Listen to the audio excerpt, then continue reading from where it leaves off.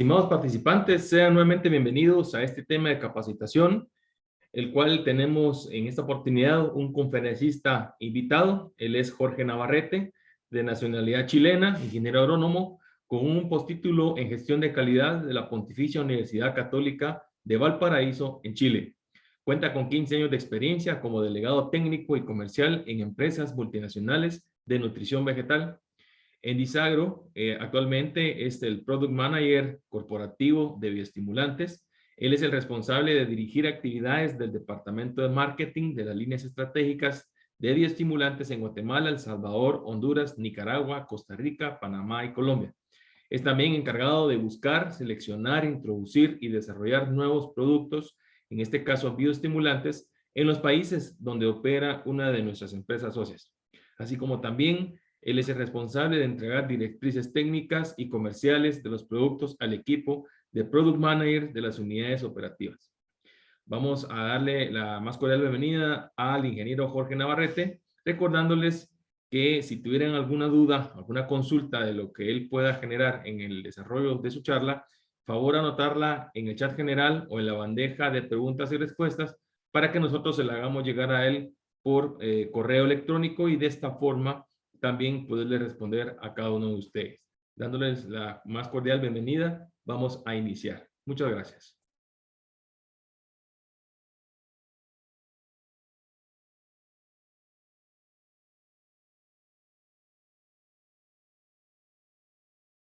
Bueno, muchas gracias por la presentación. Mi nombre es Jorge Navarrete, soy ingeniero agrónomo chileno, trabajo en Disagro desde hace 2 años y un poquito más, como Product Manager corporativo de bioestimulantes. Esta es una línea bastante nueva en la compañía y hoy voy a compartir conceptos específicamente de 2 productos y los conceptos y generalidades de los fertilizantes foliares y bioestimulantes.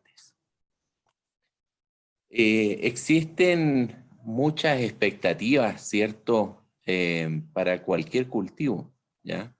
Porque nosotros siempre quisiéramos tener un cultivo como el que aparece en la fotografía, ¿cierto?, que son prácticamente clones, ¿cierto? Todos creciendo al mismo tiempo, una forma rápida, equilibrada, ¿cierto? De homogeneidad, de calibre, en aspectos sanitarios óptimos, ¿cierto? En este caso esas lechugas que ojalá sean crocantes, crujientes, muy turgentes y de buena vida en anaquel. Sin embargo, no siempre tenemos esas condiciones óptimas, ya que esa es una foto en Chile de uno de los proveedores de lechugas para el McDonald's y para supermercados, ¿ya? En que, bueno, son invernaderos climatizados, ¿cierto? Y que dan unas condiciones ideales en que en verano pueden producir cada 25 días, ¿ya? Tener un ciclo de trasplante a cosecha, ¿ya? Pero como les comentaba, no siempre tenemos estas condiciones ideales, ¿ya? La realidad muchas veces, esto es por causa de las heladas, ¿ya? Que son especialmente en Sudamérica bastante frecuentes, ¿ya? Y justamente los bioestimulantes contribuyen, ¿cierto?, a poder sortear estas dificultades climáticas y situaciones de estrés fundamentalmente. Existen muchos factores que influyen en el desempeño de cualquier cultivo, ¿ya? Prácticamente el 100% de los cultivos hoy día no están en condiciones ideales desde que se establece. Siempre hay algún factor biótico o abiótico que puede estar afectando su crecimiento.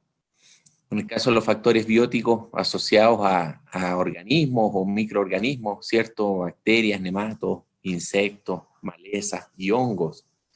¿Ya? Animales también puede ser considerado también como roedores, etc.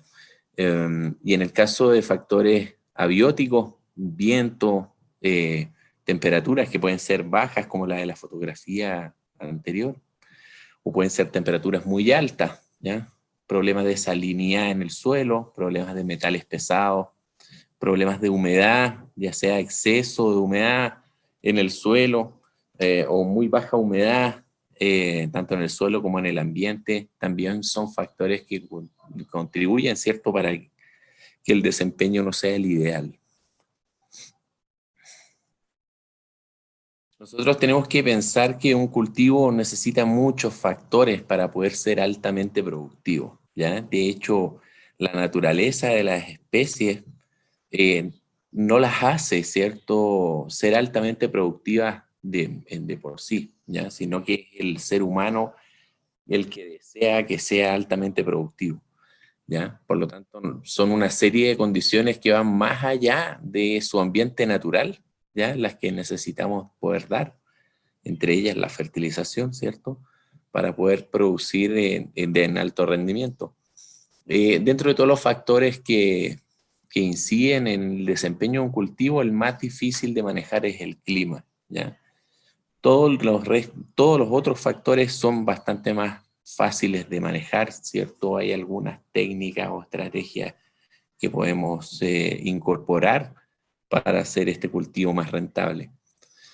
Ahora hay que tomar en cuenta que el 97% de lo que produce una planta es producto de la fotosíntesis. Solamente si tomamos en cuenta la materia seca, ¿cierto?, de una planta completa, solo el 3% de esa materia seca son minerales, ¿ya? El otro 97% corresponde a fotoasimilados, ¿ya? Son productos que se generan en la fotosíntesis, ¿cierto?, y que se acumulan en órganos de reserva, ¿cierto?, o en sumideros, ¿ya?, como en el caso de los frutos, ¿ya? Por lo tanto, si bien los nutrientes que nosotros tenemos que aplicar o tienen que estar disponibles en el suelo, que son esenciales para para que la planta pueda desarrollarse y cumplir su ciclo, lo más importante para hacer una planta de alto rendimiento es que pueda fotosintetizar bien, ¿ya?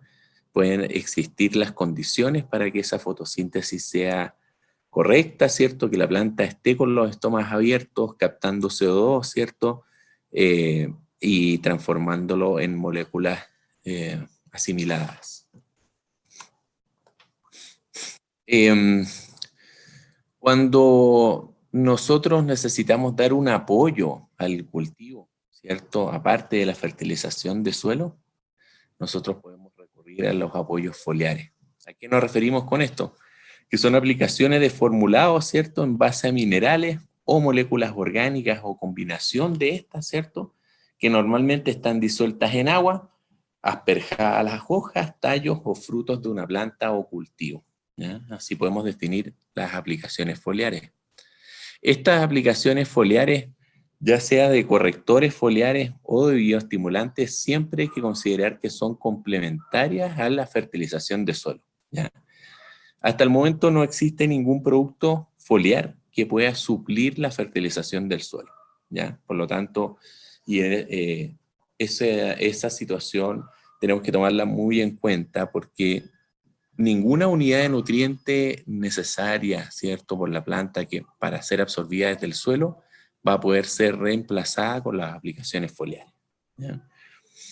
Sin embargo, son muy buenas herramientas, ¿ya?, para suplir nutrientes en épocas o en momentos transitorios, que ya voy a explicar en qué consisten, ¿cierto?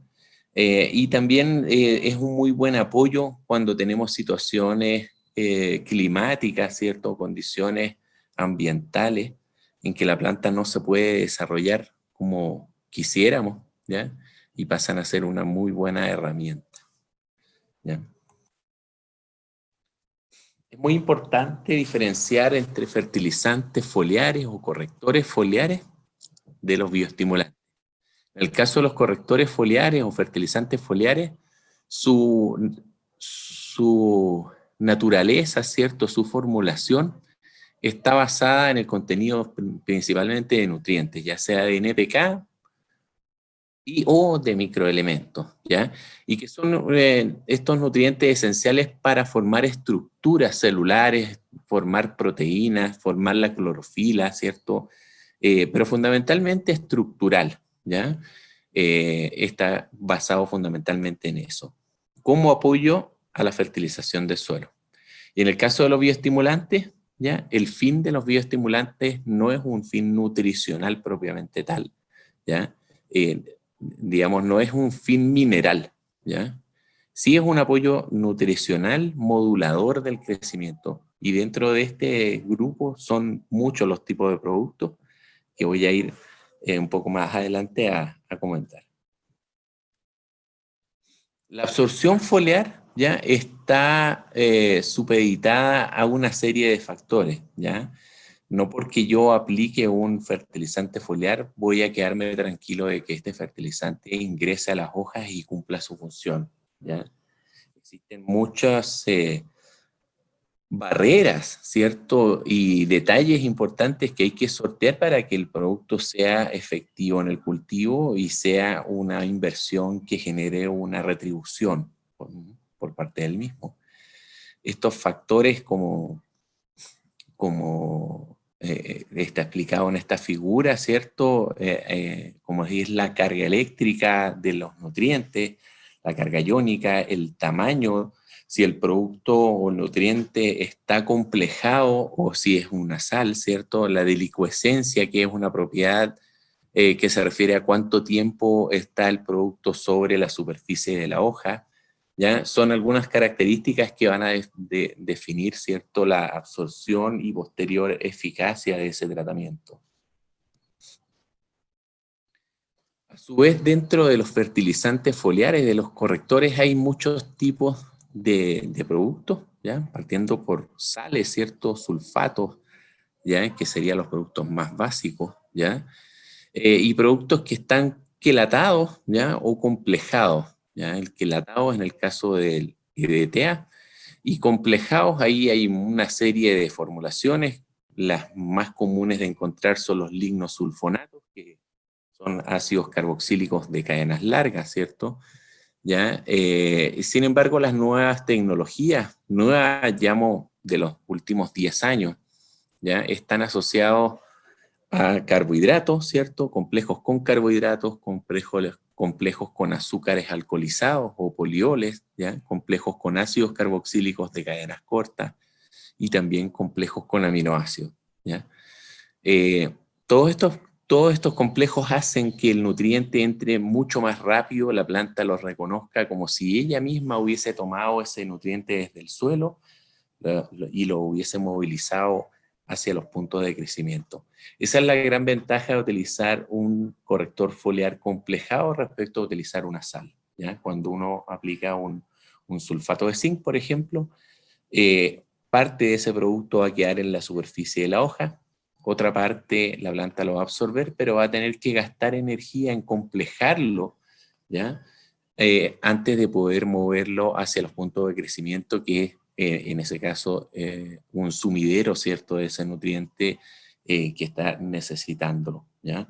Este complejamiento, ¿cierto?, involucra una pérdida de tiempo y de energía, ¿ya?, respecto a utilizar un fertilizante complejado. También existe una gran diferencia en términos de tiempos de absorción, ¿ya? Este es un adaptado de un libro, ¿cierto?, una publicación en que muestra distintos tipos de formulaciones de correctores foliares. En el caso de las sales y los óxidos, ¿cierto?, que son las tecnologías más antiguas, normalmente para absorber el 50% de ese nutriente necesita varios días, ¿ya?, de 2 hasta 12 días dependiendo del nutriente, ¿ya?, desde que yo lo aplico hasta que la planta puede tomarlo, ¿cierto?, y metabolizarlo. En la medida que nosotros utilizamos complejos, ¿cierto?, en primer lugar como los quelatos EDTA o los lignosulfonatos, ese tiempo se empieza a reducir, haciendo más eficiente ese tratamiento, ¿cierto?, para que la planta lo pueda aprovechar. Y en el caso ya de productos complejados con aminoácidos, ácidos carboxílicos y carbohidratos, son horas, ¿ya? Esto es súper importante porque en zonas lluviosas, ¿ya?, si yo aplico una sal y llueve antes de que transcurra este tiempo, ¿cierto?, que se necesita para que la planta lo absorba y lo pueda metabolizar, el producto se puede perder, ¿ya?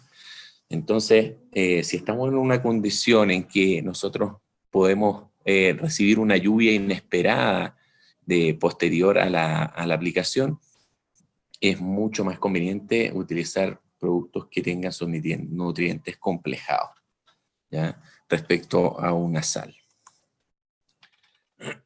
Respecto a los momentos de aplicación, como un comentario, en los años 80, ¿ya? Y principios de los 90, los ingenieros agrónomos eran verdaderos expertos, ¿ya?, en detectar en una finca los síntomas de deficiencia, ¿ya? De hecho, parte de los cursos de nutrición vegetal se evaluaba, ¿cierto?, el reconocimiento de las deficiencias nutricionales, ¿ya?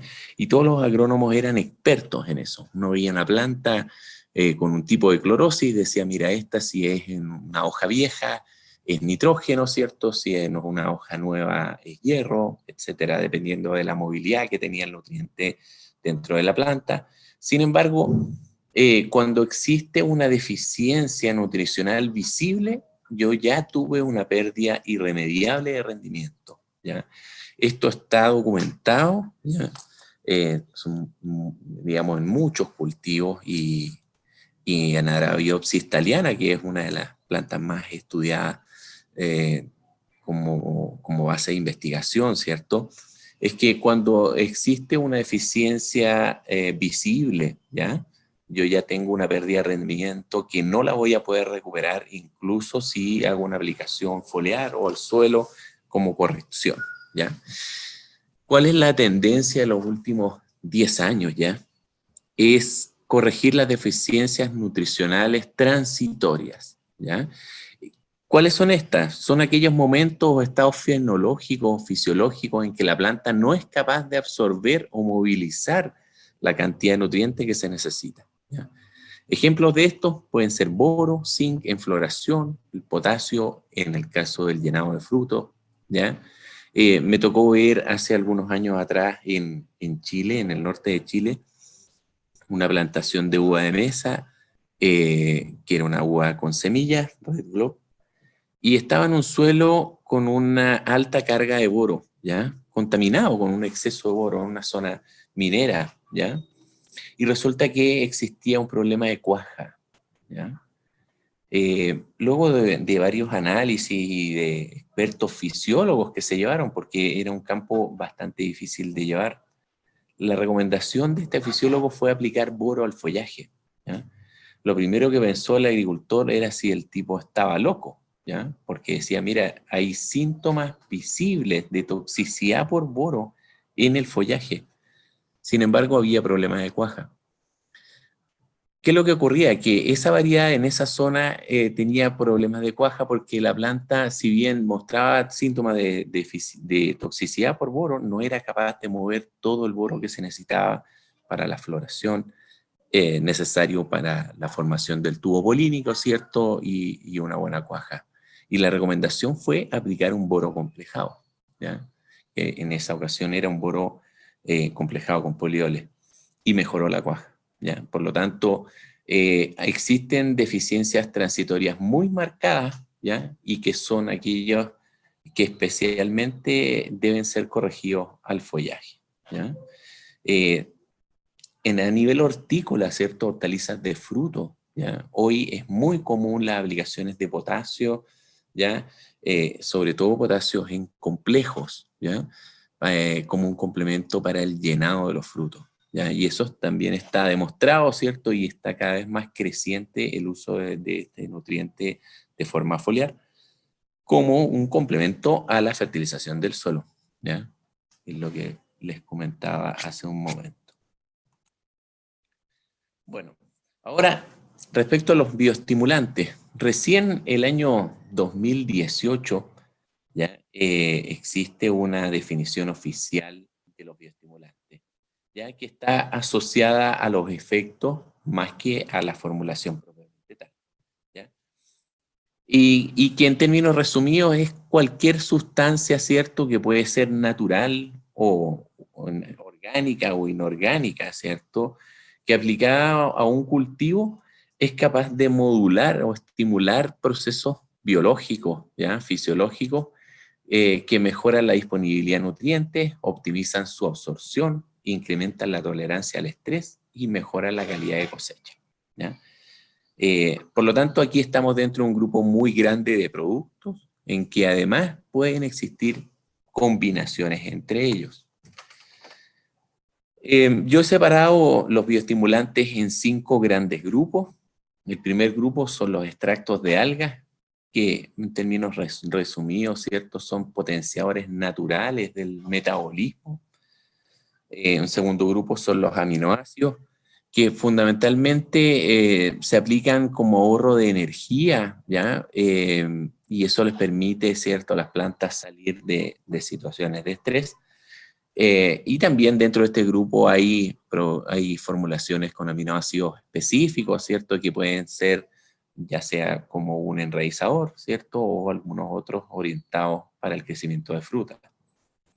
Un tercer grupo están las fitohormonas, ¿ya?, que son potenciadores químicos del metabolismo, son de alto impacto, son de un efecto muy rápido, muy violento, y que requieren bastante más cuidado que en los 2 grupos anteriores, porque en alta dosis pueden actuar como un herbicida, ¿ya? De hecho, existen herbicidas, ¿cierto?, en base a auxinas, ¿ya?, en que en alta dosis son un herbicida, pero en muy baja dosis pueden ser un potenciador químico, ¿cierto?, a actuar como un bioestimulante, ¿ya? Un cuarto grupo que está muy de moda hoy día son los microorganismos, ¿ya?, que pueden ser microorganismos propiamente tales, como las micorrizas, ¿cierto?, algunas bacterias, y los que están empezando a estar muy de moda son exudados de estos microorganismos, ¿cierto?, que son sustancias naturales que tienen efectos hormonales, ¿ya?, llamados también prebióticos, ¿ya?, y que todavía están en fases de desarrollo, ¿ya? No existen muchas marcas de ellos, pero sí se están haciendo bastante de moda, especialmente en Europa, ¿ya? En el caso de las micorrizas es un hongo. Y como último grupo están los ácidos húmicos, ácidos fúlvicos y combinación de ellas, ya sea en formatos polvo soluble, en formatos granulares para aplicación directa al suelo y en productos líquidos, ¿cierto?, para aplicación por fertirriego. ¿Cuáles son los beneficios de aplicar bioestimulantes? Principalmente, en el caso de los aminoácidos, incrementar la tolerancia para resistir, ¿cierto?, y superar situaciones de estrés. En el caso de las algas, facilitar la asimilación de nutrientes, translocación y uso, ¿ya?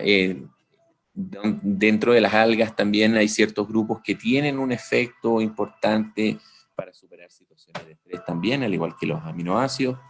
Existen combinaciones de estos, ¿no? Hay productos que tienen algas y aminoácidos en su composición, los hacen ser más versátiles, ¿cierto?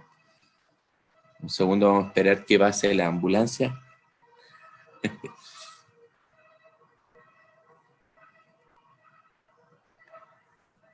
Ahí sí.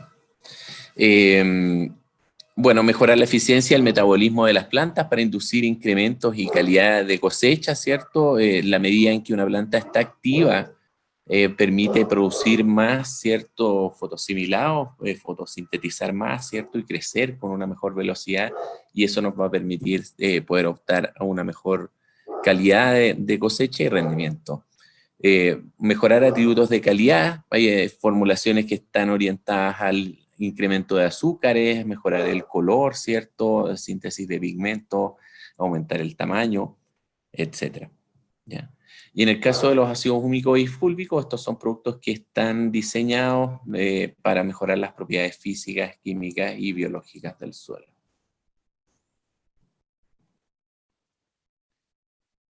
Vamos a pasar al primer grupo de productos, que estos son los extractos de algas. Ya estos extractos de algas comenzaron a utilizarse en la década de los 50. Existen más o menos 10.000 especies de algas, 2.000 especies de algas café, ¿cierto?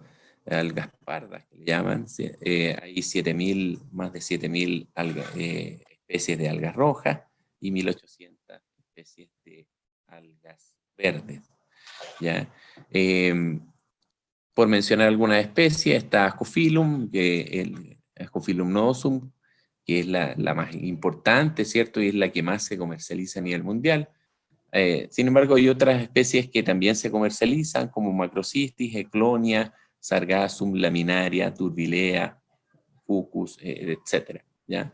Ahora, dentro de los extractos de algas, lo importante, ¿cierto?, va a ser de qué especie se produce esta formulación, de la zona de extracción, la época de cosecha, la parte del alga utilizada, si fue utilizada alga fresca o alga seca, el método de extracción, si es una extracción alcalina o una extracción directa, ¿cierto?, por presión, ¿ya? Si es con temperatura o sin temperatura, y evidentemente la calidad de la formulación, si es que acaso lleva ayudante, ¿cierto?, emulsificante, estabilizante, si es que acaso se le añaden microelementos. Por lo tanto, lo que yo quiero decir es que no basta con saber que un producto es formulado por una especie de alga en particular, sino que el cómo se hizo esa formulación, ¿cierto?, en base a la materia prima y a la sustancia y proceso involucrados, van a ser el producto de gran nivel, ¿cierto?, o de un nivel más bajo. Si hablamos de Ascophyllum nodosum, esta es la especie más investigada y la más comercializada para uso agrícola a nivel mundial. Ya existen más de 2.500 artículos científicos que avalan la eficacia, ¿cierto?, de este tipo de formulaciones. ¿Ya? Es de uso muy masivo, muy creciente, ¿ya? Y es porque genera efectos positivos, ¿cierto?, efectos hormonales, nutricionales, antiestrés y también sanitarios en términos de inducción de resistencia.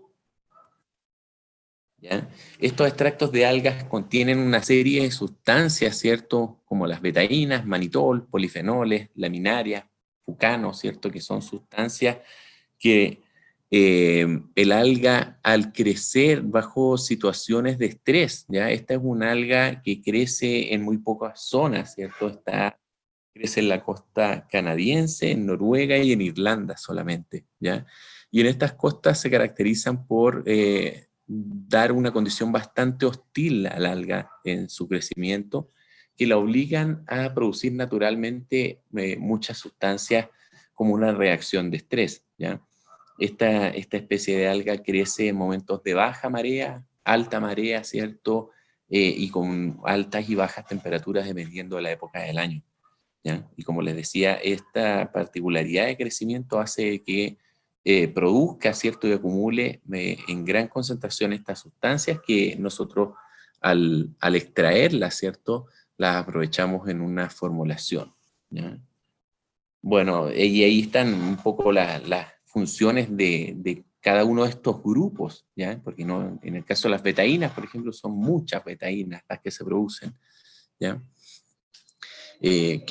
Bueno, el efecto de la planta de las betainas, como dicen, es un soluto que alivia el estrés osmótico, ¿cierto?, por salinidad. En el caso del manitol, confiere flexibilidad y adaptación a fenómenos de estrés, tiene un gran efecto bioestimulante y también tiene un efecto complejante, ¿ya?, de nutrientes cuando este extracto de algas se acompaña de nutrientes, ¿ya?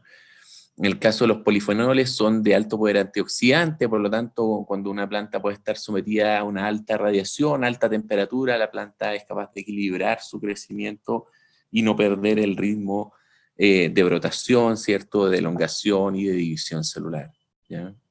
En el caso de las laminarias, estimulan la síntesis de fitoalexina, ¿ya? Tienen un efecto antifúngico. En los últimos 5 años hay muchas publicaciones, ¿ya?, de los extractos de algas como inductor de resistencia, ¿cierto?, como una especie de fungicida preventivo, ¿ya? No quiere decir de que reemplace las aplicaciones de fungicidas, pero sí al combinarse con fungicidas se ha visto de que potencia el efecto, incluso permite espaciar un poco más los tratamientos, ¿ya? Y en el caso de los fucanos, tiene un papel importante en la respuesta del estrés biótico, ¿cierto?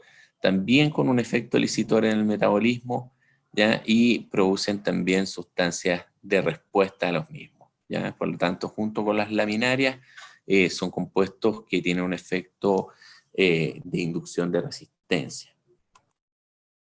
¿Ya? Entonces, estos extractos de algas de Ascophyllum promueven el desarrollo del cultivo, optimizando la expresión de genes ante condiciones de climas adversos. De hecho, hasta no hace mucho tiempo se hablaba de que lo más importante de un extracto de algas de Ascophyllum noosum es su contenido hormonal.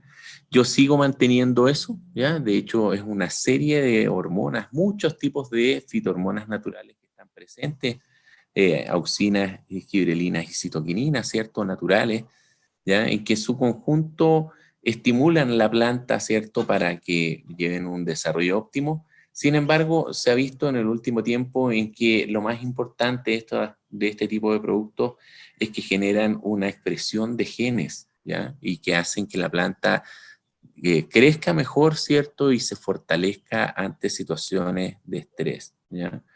Bueno, estos extractos también, como les decía, incrementan la actividad fotosintética, tienen funciones estructurales, metabólicas y de transporte, antioxidante y antiestresante.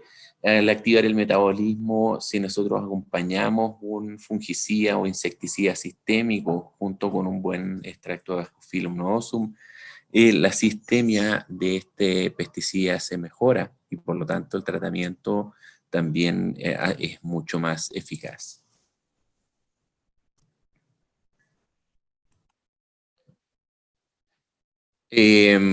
¿Cuáles son los beneficios de aplicar un extracto de algas de Ascophyllum noosum? Bueno, incentivan a la planta a producir sus propias hormonas, ya que estas fitohormonas naturales que contienen son arrancadores, ¿cierto? Hacen que la planta se active, ¿ya? Y produzca más fitohormonas internas, ¿cierto? Ya sea en los puntos de crecimiento aéreos y en el caso de las raíces también, ¿cierto? Contribuyen a la absorción y translocación de nutrientes presentes en el suelo. Una planta más activa va a absorber mejor el agua, ¿cierto? Y los nutrientes y el transporte de los mismos a través del floema, ¿ya? Genera un aumento de crecimiento del cultivo, mejora la germinación de semillas. De hecho, nosotros en nuestro extracto de algas, que se llama Biosmart Algae, lo recomendamos mucho para estimular la germinación y el vigor para tratamientos de semillas, ¿cierto? Ya sea semilla botánica como el de papa semilla, ¿no? Nos ha ido muy bien con esa indicación, ¿cierto? Y hoy son muchas las hectáreas que están tratadas con el producto para ese fin. También retrasa la senescencia. Esto no quiere decir de que exista un exceso de vigor. O sea, la idea es que el ciclo se cumpla en el tiempo que esa especie y esa variedad debiera, ¿cierto?, relacionarse con el clima de la zona donde se va a producir, ¿ya? Que no exista una senescencia adelantada, ¿ya? A eso se refiere. Incrementa la resistencia a enfermedades fúngicas y bacterianas. Evidentemente que un cultivo que está bien nutrido, ¿cierto?, y fortalecido va a ser menos susceptible al ataque de hongos y de bacterias. Y a la adaptación a condiciones de estrés. Nosotros si estamos cultivando en una época en que existen dificultades climáticas, el uso de este tipo de productos hacen que el cultivo se adapte mucho mejor y se recupere, ¿cierto?, ante situaciones de estrés. Ahora vamos a pasar a hablar del suelo, que es nuestro segundo producto, que es un ácido húmico. Bueno, si nosotros analizamos cuáles son los componentes de un suelo ideal, ¿ya? Nosotros en un suelo tenemos que tener un componente mineral, ¿cierto?, un componente de materia orgánica, un componente de aire y un componente de agua, ¿ya? ¿Por qué está puesto en rangos ahí? Es porque dependiendo del cultivo, ¿cierto?, va a ser su relación o porcentaje ideal, ¿ya? Cualquiera de estos porcentajes pueden ser una limitante o pueden ser algo beneficioso para el cultivo, ¿ya? Por ejemplo, en un cultivo de arroz, lo que nosotros queremos es que se forme una piscina, ¿cierto?, y un buen drenaje no sería una condición deseada, ¿ya? Sin embargo, en la mayoría de los cultivos sí un problema de anegamiento, ¿cierto? Puede ser una gran limitante para el desarrollo del cultivo. ¿Ya? Por eso es que se manejan rangos, ¿cierto? Y la condición óptima va a depender de la especie, ¿cierto? Y también de la variedad, ¿ya? Ahora, respecto a la materia orgánica la podemos dividir en dos tipos, ¿cierto? O en dos componentes, ¿ya? El humus, que es la fracción activa de la materia orgánica, ¿cierto? Y que es la que da las mejoras como un producto para modificar la condición física, química y biológica del suelo. Y las sustancias no húmicas como polisacáridos, carbohidratos, proteínas, aminoácidos, hormonas, estas sí contribuyen más al crecimiento de los microorganismos presentes en el mismo, más que en las propiedades químicas o físicas, ¿ya? Ahora, como les comentaba, cualquier factor, cierto, relación de estos componentes que pueda estar alterado o que no esté en la proporción ideal para mi cultivo, se puede transformar en una limitante, ¿ya? Así, por ejemplo, aparece cuando un suelo está compactado, presenta una estructura débil en la mayoría de los cultivos, genera una asfixia radicular, pudrición radicular, ¿cierto? Y mayor ataque de enfermedades, ¿ya? Eso está relacionado con lo que les comentaba anteriormente. Ahora, ¿cómo se forma esta materia orgánica del suelo? Puede estar formado de una forma natural, ¿cierto? De un bosque que la hojarasca, ¿cierto? Se va descomponiendo, o puede ser los desechos de un cultivo, o puede ser una aplicación de un estiércol, ¿cierto? Una turba, ¿ya? Todos estos compuestos vegetales, ¿cierto? Elementos vegetales, con el paso del tiempo, al estar en constante relación con agua y oxígeno, van a formar humus, y este humus va a derivar en ácidos húmicos, ácidos fúlvicos y huminas, que serían las sustancias activas, ¿cierto? Y que serían las sustancias que generarían mejoras en las propiedades del suelo. ¿Ya? Estas sustancias húmicas son una mezcla muy compleja y heterogénea, ¿ya? De materiales, ¿ya? Difíciles de clasificar, ¿ya? Porque son como múltiples ingredientes activos, ¿ya? Y que en términos resumidos es la suma, como les decía, de ácidos húmicos, ácidos fúlvicos y huminas, ¿ya? Estas últimas, las huminas, son sustancias más inactivas, ¿cierto? Más cercanas al carbón, ¿ya? Por lo tanto, nosotros tomamos como productos biológicamente activos a los ácidos húmicos y ácidos fúlvicos dentro de una formulación. ¿Cuáles son los beneficios de aplicar estos ácidos húmicos y fúlvicos al suelo? Desde el punto de vista biológico, son fuente de energía, es una reserva de nutrientes, ¿cierto? Mejora el vínculo entre el suelo y la planta, ¿ya? Y estas son cadenas carbonadas que sirven de alimento para los microorganismos biológicos presentes en el suelo. Desde el punto de vista químico, estos ácidos húmicos y fúlvicos aumentan la capacidad de intercambio catiónico del suelo, estabilizan el pH, ¿ya? Y tiene la capacidad de complejar elementos nutricionales, dejándolos más disponibles para que la planta los pueda absorber, ¿cierto? Y posteriormente movilizar. Y desde el punto de vista físico, esto es un factor muy importante, que es dar estabilidad a la estructura, ¿cierto? Permite a un suelo ser friable, mucho mejor trabajable, ¿cierto? Y explorable por parte de las raíces, ¿ya? Mejora la retención de humedad, ¿ya? Y mejora las propiedades termales.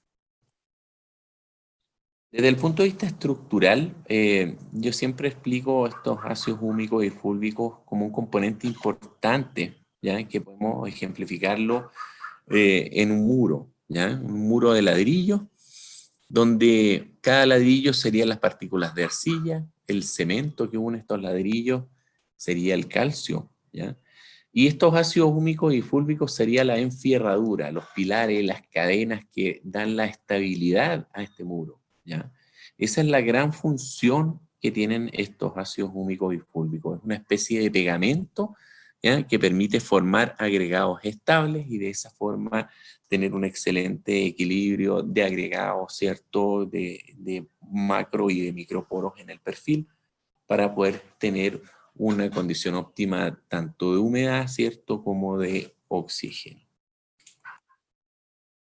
En el caso de la capacidad de intercambio catiónico, aplicando ácidos húmicos y fúlvicos conseguimos aumentar la capacidad de despensa del suelo, ¿ya?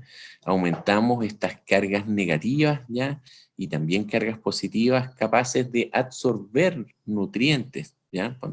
Aumentamos el tamaño de despensa, por lo tanto, con eso conseguimos que la planta tenga una mayor disponibilidad de nutrientes para que sean absorbidos, ¿ya? Eso es un factor muy importante, ¿cierto? Junto con esta capacidad de complejar nutrientes que les mencionaba anteriormente, ¿cierto? Estos ácidos húmicos y especialmente los ácidos fúlvicos complejan elementos nutricionales, ¿cierto?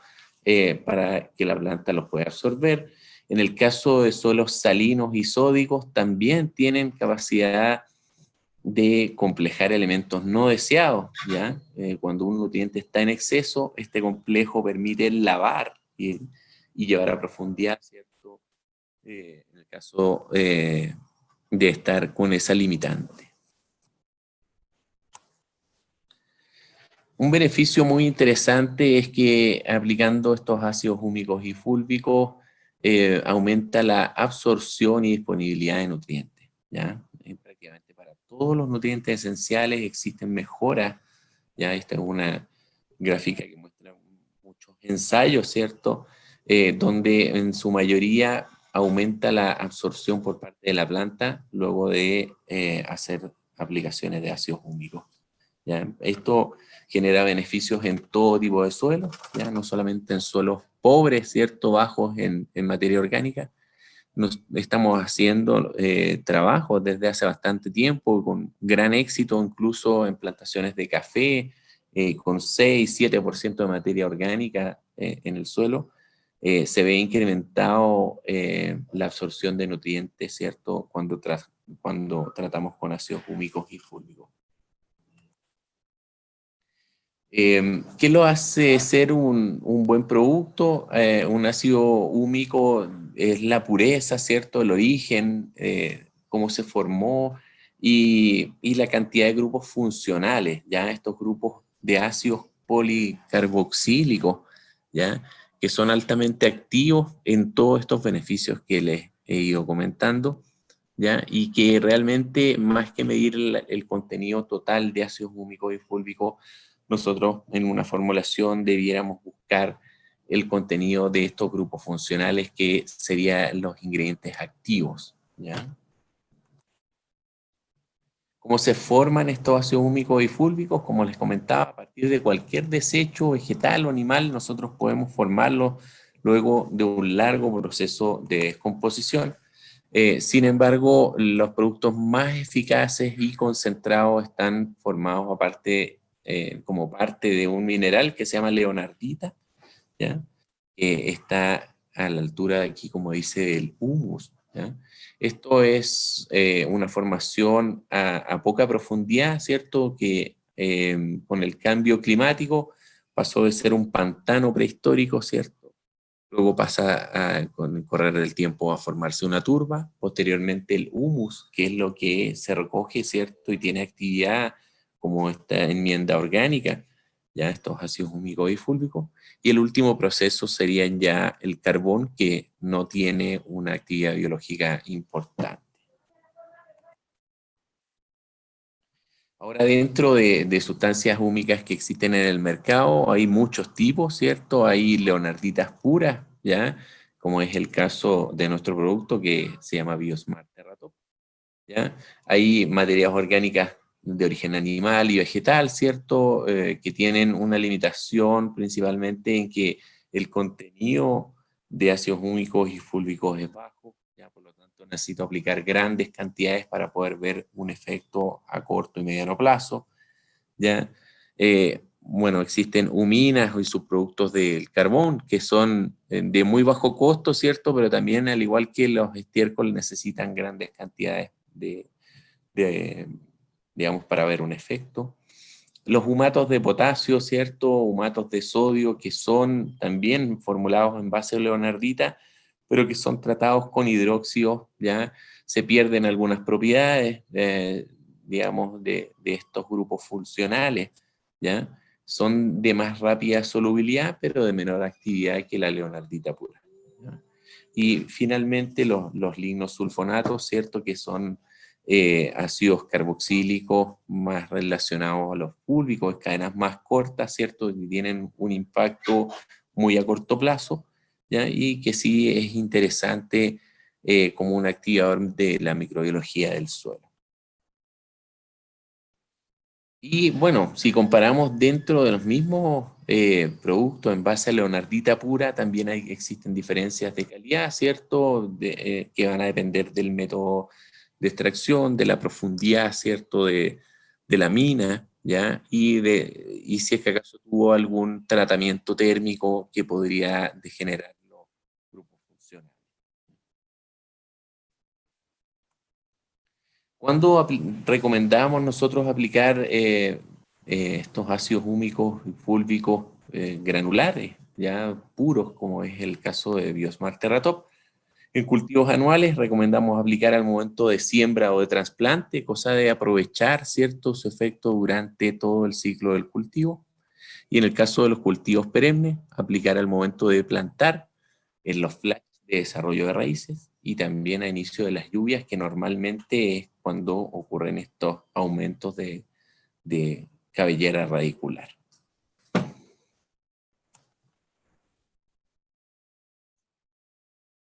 Muchas gracias, ingeniero Navarrete, por esta charla que nos has brindado. Agradecemos las consultas que se fueron generando en el transcurso de tu charla. Vamos a tener a bien tenerlas para corresponder en los correos electrónicos. Y pues de parte de la gremial de proveedores de insumos agrícolas agradecemos también la participación que has tenido con nosotros. Así también les damos las gracias a quienes estuvieron presentes en esta charla de capacitación, deseándoles lo mejor y esperándolos en una próxima oportunidad. De parte de la gremial de proveedores de insumos agrícolas Gremiagro, les deseamos una feliz día y nos vemos en una próxima oportunidad. Hasta pronto.